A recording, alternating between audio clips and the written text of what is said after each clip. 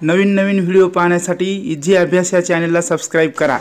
नमस्कार विद्यार्थी मित्रांनो, तर आज आपण डायरेक्ट आणि इनडायरेक्ट स्पीच हा इंग्रजीचा अत्यंत महत्त्वाचा व्याकरणाचा भाग बघणार आहोत आणि याच्याबद्दल डिटेल अशी माहिती आपण या एकाच व्हिडिओमध्ये बनवण्याचा प्रयत्न करणार आहोत।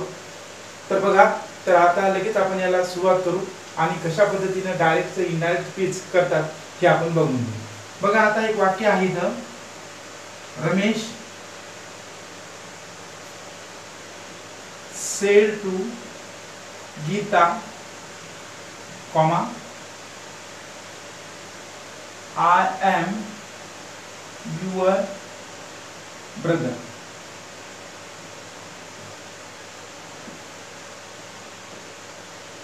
आता बघा, इथं काय करायले की रमेश जे आहे गीताला काय म्हणतो, आय एम युअर ब्रदर, म्हणजे मी तुझा भाऊ आहे। आता इथं डायरेक्ट रमेश या गीताला बोलत आहे, तर म्हणून याला काय म्हणतो आपण, डायरेक्ट स्पीच असं म्हणतो याला, बरोबर आहे। पण हे जर वाक्य जर आपण ऐकलं आणि जर दुसऱ्याला जाऊन जर सांगितलं तर आपण काय म्हणणार, रमेश गीताला म्हणाला की तो तिचा भाऊ आहे। म्हणजे इथं तो काय म्हणाला की मी तुझा, इथं काय म्हणतोय, मी तुझा आहे की नाही। आपण काय म्हणणार, तो तिचा भाऊ आहे। म्हणजे इनडायरेक्ट मध्ये काय होणार की याचा बदल होणार। बघा, आता अगोदर इनडायरेक्ट कसं होते ते पाहू आपण। पहा, इनडायरेक्ट स्पीच कसं होता, रमेश या सेड टूच्या जागी आपल्याला टोल्ड घ्यायचे, टोल्ड गीता, हे जे इन्व्हर्टेड कॉमा आणि कॉमा इथं आपल्याला वाक्य जोडायचे, दॅट ना आपण वाक्य जोडायला होतं दॅट, आणि नंतर काय करणार, आयचा बदल आता इथं तो करायचा म्हणून ही होणार। इथं काळ बदलावं लागते आपल्याला, वर्तमान काळ आहे, भूतकाळ करावा लागणार, ही वॉज युअर, तुझा म्हणायले आपल्याला काय करायचं, तिचा, म्हणजे हर ब्रदर। पहा, आता कोठे कोठे बदल केलेला आहे आपण। आता या वाक्यात काही बदल नाही, फक्त काय करायचं आपल्याला, ते व्हर्ब बदलायचे। तर पहा, इथं काय असते, डायरेक्ट मध्ये आणि इनडायरेक्ट मध्ये सुद्धा एक कोण असते, बोलणारा असतो, कोणीतरी आपल्याला बोलणारा असतो, बोलणारा सुरुवातीलाच असतो, आणि हे काय आहे, ऐकणारा आहे। म्हणजे आपल्याला ऐकणारा कोण आहे आणि बोलणारा कोण आहे हे आपल्याला बघावं लागतं, त्याचं लिंग बघावं लागते। लिंग म्हणजे ते पुल्लिंगी आहे का स्त्रीलिंगी आहे, या बोलणाऱ्याचं आणि ऐकणाऱ्याचं या दोघांचं आपल्याला काय बघावं लागतं, लिंग, आणि त्याच्यानुसार मग त्या आपले जे काही याला रिपोर्टेड स्पीच म्हणतात, हे जे वाक्य आहे याला काय म्हणतो आपण, रिपोर्टेड स्पीच, रिपोर्टेड स्पीच म्हणतो। आणि त्या रिपोर्टेड स्पीच मध्ये हे जे काही ऐकणारा आणि बोलणारा याच्याबद्दल जे काही प्रोनाउन येत असतील, प्रोनाउन्स म्हणजे काय म्हणतो याला आपण, सर्वनाम, यामध्ये आपल्याला बदल करावा लागतो। आणि दुसरं काय करावं लागतं आपल्याला, काळात बदल करावा लागतो, काळात बदल करावा लागतो। आता एकदम आपल्याला हे समजणार नाही की नेमकं आपण काय करायलो काय नाही, पण एक एक गोष्ट आपण याच्यात समजून घेऊ आणि त्यानंतर आपल्याला हे वाक्य व्यवस्थितरित्या समजेल, ठीक आहे। तर बघा, आता बोलणारा आणि ऐकणारा याच्याबद्दल इकडं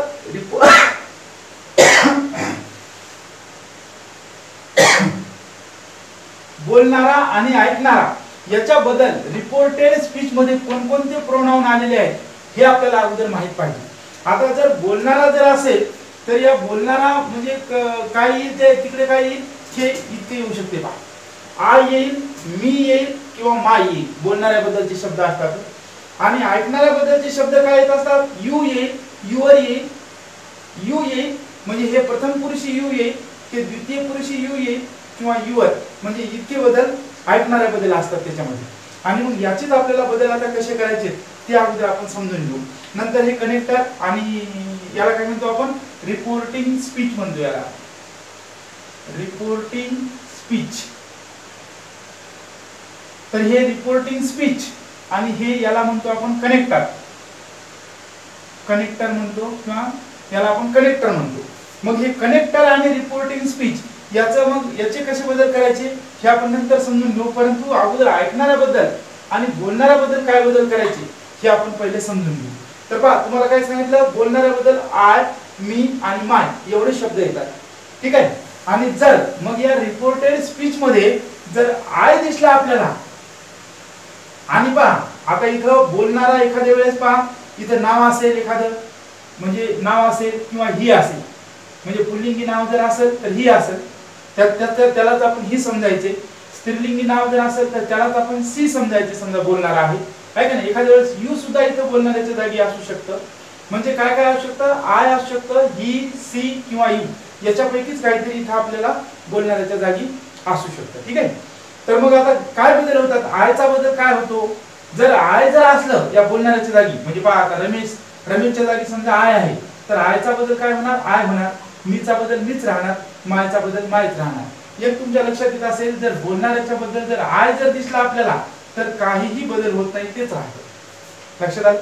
त्याच्यानंतर दुसरं पहा, आता ही किंवा पुल्लिंगी नाम, आता रमेश आले इथं म्हणजेच ही आलं असं आपण समजू. म्हणजे ही आलं काय किंवा पुल्लिंगी नाम जरी आलं तर पहा इकडे जर समजा आय असेल, आता पहा इथं आय होतं, आपण काय बदल केला त्याचा, ही केला. लक्षात आलं. आयचा बदल आपण काय केला, ही केलेला आहे का नाही. आणि हिम जर आलेला असेल, बोलणारा बदल म्हणालो, बोलणारा बदल हिम जर मी जर आलेला असेल तर हिम बदल होणार. म्हणजे मी म्हणजे माझा आणि हिम म्हणजे त्याचा म्हणणार आपण. नंतर इथं माय जर असलं तर त्याचा बदल काय होणार, ही जाणार. किंवा जर बोलणारा हा पुल्लिंगी असेल तर. ठीक आहे. त्याच्यानंतर पहा बोलणारा जर समजा स्त्रीलिंगी असेल किंवा सी जर शब्द असला तिथं, तर मग आयचा बदल सी होणार, मीचा बदल हर होणार आणि मायचा बदल काय होणार, हर होणार. मी म्हणजे माझा आणि इथं बोलणारा गीता किंवा ती आहे म्हणून आपण काय म्हणणार, तिचा म्हणणार. मी म्हणजे मला आणि हर म्हणजे तिला आपण म्हणणार.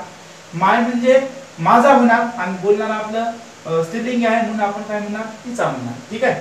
त्याच्यानंतर जर यू जर असेल इथं बोलणाऱ्याच्या जागी तर मग काय बदल होतो, आयचा बदल यू होतो, प्रथम पुरुषी यू. मीचा बदल सुद्धा यूच होतो पण हे द्वितीय पुरुषी यू. आणि मायचा बदल काय होतो, युअर. लक्ष द्या. एखाद्या वेळेस इथं जर आय असेल किंवा पहा इथं जर आय असलं आणि मग इकडे अनेक वचनी शब्द येतात. पहा वी म्हणजे अनेक वचनी, वी म्हणजे आम्ही, अस म्हणजे काय, अस म्हणजे आम्हाला आणि आवर म्हणजे आमचे. बरोबर. मग तिकडे काय बदल होणार, आय जर दिसला आपल्याला तर काहीच बदल करायचं नाही, जे आहे ते ठेवायचं, जे आहे ते ठेवायचं. ठीक आहे. पण ही सी जर असेल इथं बोलणाऱ्याच्या जागी, फक्त आपण बोलणाऱ्याचे बदल पाहिलं. बोलणारे बदल कोणकोणते शब्द येतात, हे 3 शब्द येतात. लक्षात राहू द्यायचे, आय, मी किंवा माय हे शब्द येतात. आणि अनेक वचन जर असलं तर काय येतात, अनेक वचन जर असलं तर हे 3 शब्द येतात, वी, अस आणि आवर हे शब्द येतात. आहे का नाही. मग आता पहा जर बोलणारा ही किंवा सी जर असेल, बोलणारा म्हणायला म्हणजे काय अर्थ आहे, पुल्लिंगी अर्थ किंवा स्त्रीलिंगी अर्थ. वी जर आलं तर त्याचा बदल दे करायचंय. अस म्हणजे आम्हाला, तर आपण काय म्हणणार, त्यांना. इनडायरेक्ट मध्ये आपण त्यांना म्हणणार. डायरेक्ट मध्ये आवर म्हणजे आमचा असं म्हणणार आणि इनडायरेक्ट मध्ये काय म्हणणार, देअर असं म्हणणार. ठीक आहे. आता हे झाले बोलणाऱ्याबद्दलचे बदल. आता ऐकणाऱ्याबद्दल काय काय येऊ शकतात, यू येऊ शकते. प्रथम पुरुष म्हणजे सुरुवातीला यू येते आणि द्वितीय पुरुषी म्हणजे वाक्याच्या मध्ये येते. म्हणजे इथं वाक्य सुरू झालं की जिथं नाही यू येणार तिथे येणार यू समजा असं. बरोबर आहे. मध्ये जर वाक्याचं यू आलं त्याला द्वितीय पुरुष आहे असं आपण समजायचं. आणि युवर तर तुम्हाला कळतेच मग. ठीक आहे. मग आता युवर काय, एखाद्या वेळेस पहा आता हे टू म्हणजे ऐकणारा कधी असते, या टूच्या नंतर ऐकणारा असतो. मग ऐकणारा जर मी असेल, मी, तर याचाही आपल्याला याचा काय करायचं, आपल्याला यू असेल प्रथम पुरुषी तर आय करायचं आणि द्वितीय पुरुषी यू असेल तर मी करायचं आणि युवर जर असेल तर माय करायचं. आयचा बदल, मीचा बदल. टूच्या नंतर जर मी आलं म्हणजे कोणीतरी कोणाला म्हणाले, मला जर काहीतरी म्हणत असेल म्हणजे काय, समजा ही सेड टू मी असं जर आलेलं असेल म्हणजे काय, तो मला म्हणायला असं म्हणायला. बरोबर आहे. मग असं जर टू मी जर आलं तर यूचा प्रथम पुरुषी आय, मध्ये जर यू दिसला आपल्याला तर मी आणि युवर जर असेल तर माय. त्यानंतर पहा जर समजा ऐकणारा जर टू हिम म्हणजे त्याला किंवा इथं जर समजा पुल्लिंगी जर असेल, ऐकणारा जर पुल्लिंगी असेल तर हे जे पहिलं यू येते त्याच्याबद्दल ही बदल, दुसरं जे यू येते म्हणजे वाक्याच्या मध्ये येते त्याच्याबद्दल हिम बदल आणि युवरचा बदल हीच होतो. ठीक आहे. त्याच्यानंतर पहा जर ऐकणारा जर स्त्रीलिंगी असेल किंवा मग हर असेल, तर स्त्रीलिंगी किंवा हर, तर पहिलं जे यू असते सुरुवातीला येणार त्याचा बदल सी होतो, दुसरं जे यू असते म्हणजे मध्ये येणार त्याचा बदल हर होतो आणि युवरचा बदल सुद्धा हर होतो. आणि जर अनेक वचन जर आलं, अनेक वचन किंवा मग देम जर आलं ऐकणारा, तर मग काय होते पहा, पहिल्या यूचा बदल दे होतं, दुसरं जे यू म्हणजे मध्ये जे वाक्याचे ते त्याचं देम आणि युवरचा बदल देर होतो. त्यानंतर आपल्याला इकडे काळामध्ये बदल करावा लागतो. तर काळामध्ये एकच गोष्ट लक्षात ठेवायची की जर समजा प्रेझेंट टेन्स जर आलेला असेल आपल्या डायरेक्ट मध्ये तर आपल्याला इनडायरेक्ट मध्ये पास्ट टेन्स करावं लागेल. मग जर सिंपल प्रेझेंट टेन्स असेल सिंपल पास्ट, त्यानंतर प्रेझेंट कंटिन्युअस असेल पास्ट कंटिन्युअस, नंतर प्रेझेंट परफेक्ट असेल तर इकडे past perfect, present perfect continuous असेल तर पास्ट परफेक्ट कंटिन्युअस टेन्स, आणि पास्ट जर असलं तर पास्टच ठेवावं लागतं। एक फक्त लक्षात ठेवायचं वाक्याचे जे काही प्रकार असतात, वाक्याचे प्रकार, तर वाक्याच्या प्रकारानुसार आपल्याला रिपोर्टिंग वर्ब आणि कनेक्टिव्ह हे जे म्हणजे वाक्य जोडणारे शब्द, आणि जर सेड किंवा सेड टू असते तिथे आपल्याला इनडायरेक्ट मध्ये कोणता बदल करावा लागतंय हे आता आपण पाहू। जर समजा असर्टिव्ह वाक्य असेल, असर्टिव्ह म्हणजे काय, एक साधं वाक्य की ज्याच्या शेवटी फुल स्टॉप असतो आहे का नाही, तर याचे दोन प्रकार पडतात। एक पडते अफर्मेटिव्ह म्हणजे होकारार्थी वाक्य, आणि दुसरे असते निगेटिव्ह। अफर्मेटिव्ह असो किंवा निगेटिव्ह असो, इथे आपल्याला रिपोर्टिंग वर्ब सेड किंवा सेड टू असते ना सर, सेड जर असेल तर आपल्याला सेडच ठेवावं लागते, पण जर सेड टू जर आलं तर याच्या जागी काय करावं लागणार आपल्याला, टोल्ड करावं लागणार, आणि कनेक्टर काय असणार आहे, दॅट असणार आहे। म्हणजे पहा असर्टिव्ह जर वाक्य असेल तर आपल्याला रिपोर्टिंग वर्ब टोल्ड राहील इनडायरेक्ट मध्ये, आणि इनडायरेक्ट मध्ये दोन वाक्य जोडताना आपल्याला दॅटचा वापर करावा लागेल। त्याच्यानंतर दुसरा जो प्रकार आहे तो आहे आपला इम्परेटिव्ह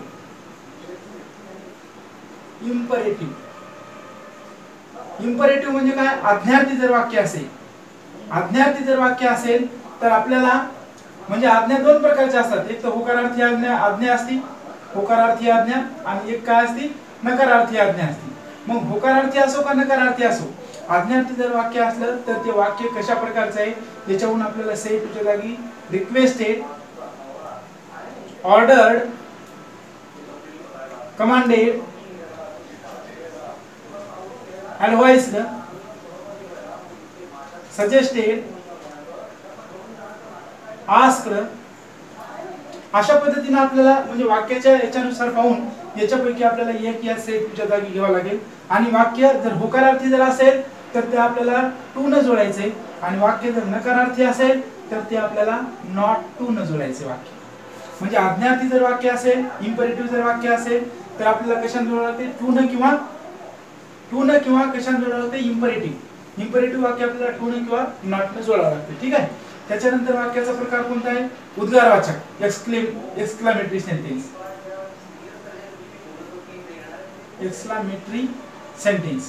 तर एक्सक्लेमेटरी सेंटेन्स जर असेल तर इथं काय लिहायचं आपल्याला, या सेड टूच्या जागी एक्सक्लेम्ड लिहायचं,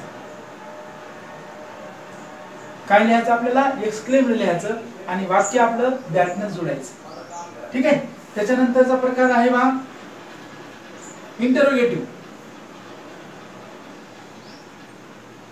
म्हणजे प्रश्नार्थक। आता इथे प्रश्न दोन प्रकारचे असतात, एक तर यस नो टाइपचा क्वेश्चन असते, यस नो टाइप, आणि दुसरा डब्ल्यूएस टाइपचा क्वेश्चन असते। तर यस नो टाइप असो किंवा डब्ल्यूएस टाइपचा असो, आपल्याला सेड टूच्या जागी काय लिहायचंय, आस्क्ड लिहायचंय, आणि इकडं वाक्य जोडायचं कशानं, पहा हे जर असेल म्हणजे यस नोचं तर इफ न वाक्य जोडायचं, आणि जर डब्ल्यूएस क्वेश्चन असेल तर डब्ल्यूएस जो काही आपला शब्द या आपल्या याच्यामध्ये आलेला आहे, वाक्यामध्ये आलेला आहे, तर त्या डब्ल्यूएस शब्दानेच आपल्याला काय करायचंय, वाक्य जोडायचं आहे। त्याच्यानंतर एखादं वाक्य पहा लेट्स न सुरू होते, तर लेट्स बरोबर काय असते, वी शुड, आणि हे वाक्य म्हणजे असर्टिव्हच आहे असं आपण समजायचं, फक्त लेट्सच्या जागी काय आहे समजायचं आपण, वी शुड समजायचं, म्हणून हे वाक्य आपल्याला टोल्ड लिहावं लागणार किंवा सजेस्टेड, टोल्ड किंवा सजेस्टेड लिहायचं, आणि हे वाक्य सुद्धा आपल्याला दॅटनच जोडायचं। पहा उदाहरण पाहलो आपण, आता पहिलं उदाहरण पहा। आता मी काय म्हणलं, ही सेड टू हर, आणि वाक्य आपण म्हणालो की आय एम युअर ब्रदर। आता पहा इथं हा आहे बोलणारा। आता तुम्हाला मगच सांगितलं मी बोलणाऱ्याबद्दल कोणकोणते असतात, आय, मी आणि माय हे बदल असतात आहे की नाही।